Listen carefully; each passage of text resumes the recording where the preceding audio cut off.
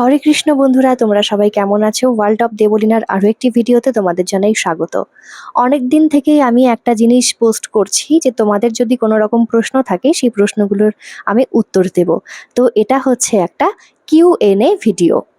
চলো তাহলে শুরু করা যাক।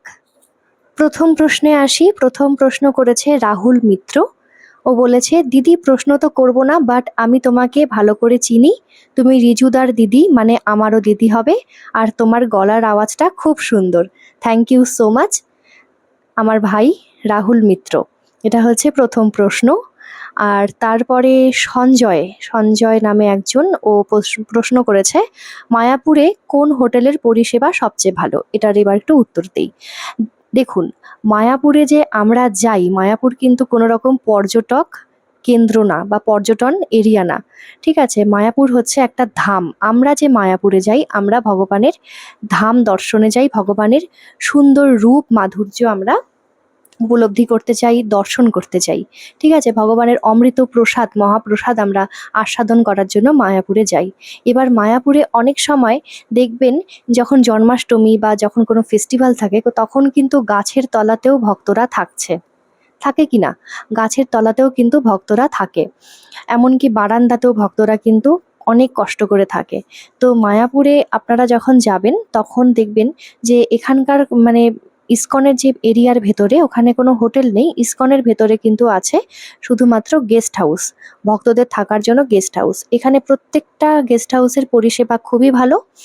আর বাইরের যে হোটেলগুলো আছে, হ্যাঁ, ওই হোটেলের পরিষেবাও খুব ভালো। তো আমি চাইবো হোটেলের পরিষেবা না দেখে তোমরা সবাই ভগবানকে দর্শন করার জন্যই মায়াপুরে এসো। এমনি পরিষেবা তোমরা খুব ভালো পাবে, পরিষ্কার পরিচ্ছন্ন। এরপরে আসি আকাশ। আকাশের প্রশ্ন, তুমি গঙ্গারামপুর কলেজে পড়তে? না, আমি গঙ্গারামপুর কলেজে পড়তাম না, আমি পড়তাম বালুরঘাট মহিলা মহাবিদ্যালয়ে। আর সম্রাটের বোন পিয়া তোমার বান্ধবী ছিল? প্লিজ জানিও, আমি ঠিক বলছি নাকি। আর যদি ভুল বলি তবে তোমার লোকেশন কি? বুনিয়াদপুর। সম্রাটের বোন পিয়া, আমি ঠিক বুঝতে পারছি না কোন সম্রাটের কোন বোন। পিয়া, আমার তো কোনো ফ্রেন্ড ছিল না পিয়া বলে।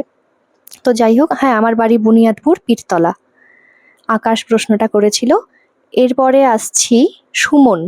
সুমন প্রশ্ন করেছে, দিদি ভাই, আমি হিলি থেকে তোমার সঞ্চালনা দেখেছি, বেশ ভালো লাগে, কিন্তু আমি ভাবি তোমার গলাতে কাজী নজরুল ইসলামের বিদ্রোহী কবিতাটা কেমন লাগবে।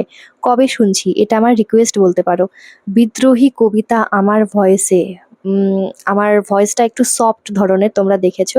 এবার বিদ্রোহী কবিতা বলার জন্য একটা মানে গুরুগম্ভীর ভয়েস দরকার, তবে আমি চেষ্টা করব, অবশ্যই আমি চেষ্টা করব, বিদ্রোহী কবিতা বলার চেষ্টা করব। এরপরে আসছি ফার্স্ট সাধ্বী। সাধ্বী, আমার একটা দিদি সাধ্বী প্রশ্ন করেছে, ফার্স্ট আমি করলাম কোশ্চেন, তুই এত কিউট কেন? কিউট কেন জানি না। সেকেন্ড, তুই কি এই সঞ্চালনা কোথাও থেকে শিখেছিস? না, আমি সঞ্চালনা কোথাও থেকে শিখিনি। আমার বলতে পারো যে একটা রক্তের ব্যাপার থাকে না, সেই রক্ত। মানে আমাদের বাড়ির সবাই কালচারাল বাড়ি। ঠিক আছে, মানে বাড়িতে নাটকের মহড়া দেওয়া বা কবিতা আবৃত্তি, গান বাজনা নিয়ে কিন্তু ছোটবেলা থেকে আমি বড় হয়েছি, দেখেছি। আর আমার বাবা যেহেতু একজন কবিতা আবৃত্তি করেন বা অ্যাঙ্কারিং করতেন, তো সেখান থেকেই আমাকে মানে আমি শিখেছি আর কি, দেখে দেখেই শিখেছি বাড়ি থেকেই। তো যাই হোক, এটা একটা প্রশ্ন ছিল, অনেক ধন্যবাদ তোমাকে। এরপরে পম্পা ইসলাম প্রশ্ন করেছে, দিদি কেমন আছো? আপাতত তো ভালোই আছি, দেখা যাক। এরপরে একটা প্রশ্ন নারায়ণ নারায়ণ নামে একজন প্রশ্ন করেছে, মায়াপুর ইসকন মন্দিরের নতুন মন্দির চালু করা হয়েছে? দেখো, মায়াপুর ইসকনের যে নতুন চন্দ্রোদয় মন্দির, মানে টিওভিপি যে মন্দিরটা আছে, সেই মন্দির কিন্তু পার্টে পার্টে চালু হবে। হ্যাঁ, মানে টুকরো টুকরো করে, যেহেতু ওটা অনেকটা বড় মন্দির না, একবারে চালু করা ওটা সম্ভব না। কিছুদিন আগে নৃসিংহদেবের যে মন্দিরটা আছে, ওটা কিন্তু চালু হয়েছে, মানে উদ্বোধন হয়েছে। চালু হবে ধীরে ধীরে ধীরে ধীরে হবে। আর 2024-এর শেষে ওটা মানে উদ্বোধনের প্রক্রিয়া শুরু হচ্ছে, 2024-এর শেষ আর 25-এর শুরুতে। তো সবাই আসবে মায়াপুরে। এরপরে প্রশ্ন শাহ আলম, একটা দাদু হয় আমার, বাংলাদেশে বাড়ি। দাদু, তোমার বিয়ে কবে? এটা তো আমি নিজেও জানি না আমার বিয়ে কবে, গোবিন্দ জানে। তারপরে প্রশ্ন, অনেক প্রশ্ন আছে, মানে অনেকের। আচ্ছা, শ্রীমতী নিকিতা চৌধুরী প্রশ্ন করেছে, অনেকের প্রশ্ন, তুমি কি পিওর ভেজিটেরিয়ান? আমি একদম ভেজিটেরিয়ান। আমি 2012 সাল থেকে, মানে যখন আমি 11-এ পড়ি তখন থেকে আমি পিওর ভেজ খাই। আর তারপরে একজন প্রশ্ন করেছে তোমাকে খুব ভালো লাগে, থ্যাংক ইউ। তুমি খুব কিউট, থ্যাংক ইউ। এরপরে একজন প্রশ্ন করেছে প্রোগ্রামগুলো কি বুনিয়াদপুরে হয় নাকি বাইরে কোথাও? এর পরের প্রশ্নতে আসি, করেছে সঞ্জয়। আর সে বলেছে তুমি খুব ভালো অ্যাঙ্কারিং করো, থ্যাংক ইউ। আর বলেছে যে তুমি কি ধরনের বিয়ে করতে আগ্রহী, মানে গান্ধর্ব মতে করতে চাও নাকি আমাদের যে প্রচলিত যে বিয়ে আছে সেই মতে করতে চাও, না বৈদিক মতে? অবশ্যই আমার ইচ্ছা আমি বৈদিক মতে বিয়ে করব, একদম ভগবান জগন্নাথ দেবের সামনে বৈদিক মতে আমি নতুন জীবন শুরু করব, এটাই আমার ইচ্ছা আছে। দেখা যাক, বাকিটা তো জগন্নাথের ইচ্ছা। এর পরের প্রশ্ন হচ্ছে দিদি তুমি ফ্রি টাইমে কি করো? প্রশ্নটা করেছে গৌরব। আচ্ছা, গৌরবকে বলি, আমি ফ্রি টাইম আমি পাই না, আমার স্কুল থাকে। আর স্কুল থেকে আসার পরে আমার এই ফ্রেশ হতে এটা সেটা করতে আমার অনেকটা টাইম কেটে যায়। তারপরে আর ফ্রি বলতে আমি কি করি, ফ্রি বলতে ফোন ফোন দেখি, রিলস দেখি, আর না হলে ইউটিউবে যে বিভিন্ন ধরনের যে থ্রিলার থ্রিলার যে সিনেমাগুলো আছে না, সেই সিনেমা দেখার আমার টাইম নেই, সেজন্য এক্সপ্লেনেশনগুলো শুনি, ভালো লাগে শুনতে। আর না হলে জব তো করছি, মাঝে মাঝে জব করছি, আর ঘুমিয়ে যাই, ঘুমিয়ে থাকি, এটাই আমার ফ্রি টাইমের কাজ। এমন কিছু না স্পেশাল। তো যাই হোক, এরপরের প্রশ্ন হচ্ছে দীপায়ন। দীপায়ন প্রশ্ন করেছে তুমি তো একজন ভয়েস আর্টিস্ট, তো যখন তুমি কোথাও তোমার নিজের ভয়েস শুনতে পাও তখন তোমার কেমন লাগে, অ্যান্ড এটা স্টার্ট কিভাবে হলো? আমি যখন কোথাও যাই আর সেখানে যখন হঠাৎ করে কোনো একটা টোটো আসছে, সেই টোটোতে আমার ভয়েস বাজছে, বা কোনো একটা জায়গাতে মাইক সেট করা আছে আর সেখানে আমার ভয়েস হচ্ছে, তখন আমার খুব ভালো লাগে, মানে দারুণ লাগে। মানে সবাইকে তখন মনে হয় কি যে সবাইকে গিয়ে গিয়ে বলি শোনো শোনো, এই যে ভয়েসটা যে শুনতে পাচ্ছ এটা না আমার, এটা আমার, এরকম মনে হয় যে সবাইকে গিয়ে গিয়ে বলি। যাই হোক, আর এটা স্টার্ট কিভাবে হলো? স্টার্ট বলতে উম ওই তো বাপি বলেছিল, মানে আমার বাবা বলেছিল যে একটা ক্লাবের একটা প্রোগ্রাম হবে, তো তুই একটুখানি ভয়েস দে, দেখি পারিস কিনা।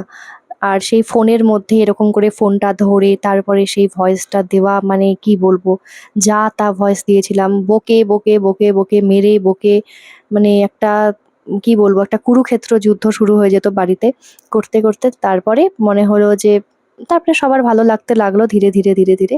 একদিনের না, এটা অনেক বছর থেকেই প্রক্রিয়া চলছে। তো এখন আছি রাস্তায়, তোমাদের ভালো লাগছে এটাই আমার অনেক। আরেকজন ভয়েস লিখেছে, আচ্ছা আরেকজন প্রশ্ন লিখেছে রুহি, তোমার মেকআপ খুবই ভালো লাগে। আমার মেকআপ থ্যাংক ইউ। আসলে আমার, মানে আমি একবার শিখেছিলাম মেকআপ করা আমার নিজের জন্য, আবার যদি কোনোদিন প্রফেশন করতে পারি সেই জন্য, তো সেখান থেকেই আর কি মেকআপ করছি।